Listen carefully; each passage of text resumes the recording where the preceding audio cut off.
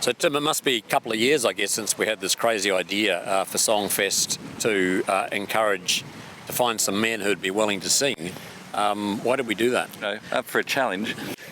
Well, what I've noticed when I went around community choirs is that, they have such a small contingent of men, and an average community choir, there's about 16 women and 4 men. In fact, according to our stats, about 11% of community choirs are male and 89% female. So when we thought about how we could attract more men to singing, we have first had to figure out, where are these men? And I think you did that really well. And I think we came here because these men's sheds are popping up all over the place. There is now more than, I think, something like 2,000 men's sheds in Australia, which is an incredible thing. They only started in the year 2000, and I think we've got a couple of hundred here in WA, and quite a few of those around the metropolitan Perth. So you and I went and visited quite a number of those sheds. Yes, and we've learnt a lot. We did. Men know that they can't sing. We just thought they didn't want to, but it's in fact more the case that they've been told by quite authoritative people that they can't sing, and they take that to heart. Grade 1 is a very formative time, and it seems like about 80% of men have been told they can't sing.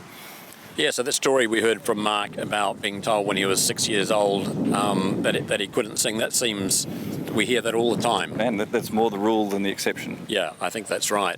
So there's a big hurdle to overcome when you're talking about getting men singing. But when we got the men in the sheds, who were just having their morning tea, to stand up and make a noise, they did do that. Yep. And if you make it not about singing so much as making sound, that changes the relationship. I mean, I guess one of the main things I think we've learnt is that if you want to do something harder with men than get them to sing, it would be to get them to dance. So you don't want to talk about singing, you have to come up with ways of it just being vocalising together, and then they're prepared to step into that space. The really interesting thing is it doesn't take more than a minute for them to actually realise that they're singing, which is a bit of an awkward moment there where they can't keep up the facade any longer. But it's hard to get them over that threshold, having realised that they can actually make a sound that would be accepted as singing. Keep them singing.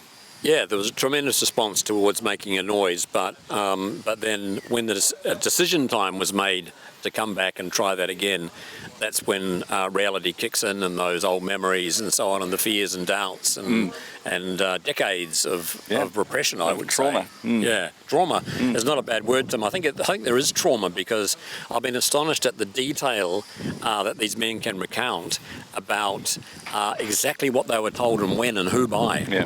Yeah. And so it's a big hurdle to overcome. Way, hey, roll and go, the anchor's on board and the cable's all stored to be rocking randy dandy old.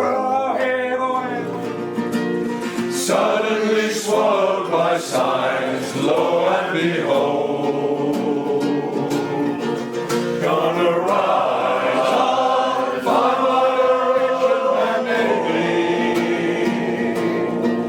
Gonna rise on, throw down my eggs in the hole. Gonna rise on. We made a small start here at Mosman Park. We've got a group of 20-odd guys singing, and it's taken us, we've had now 18 months in this program with the funds from the Department of Local Government, which have kindly sponsored the directors and so on to come along and spend some time here at the shed with the men, as we just saw with Kavisha. And we've worked through those funds now, and we've come up with a singing group, but we're hoping that this is just really the first drop in the bucket. Yeah, absolutely.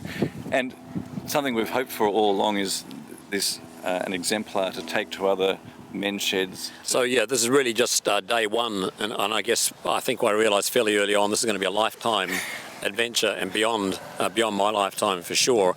It's not something that will change overnight, but we've made a small step here at Mosman Park, and we do hope this is the start of bigger things in the future. Indeed. Thanks, Tim. Good work. All grow together to pull wild mountain thyme, all around the blooming heather will you go.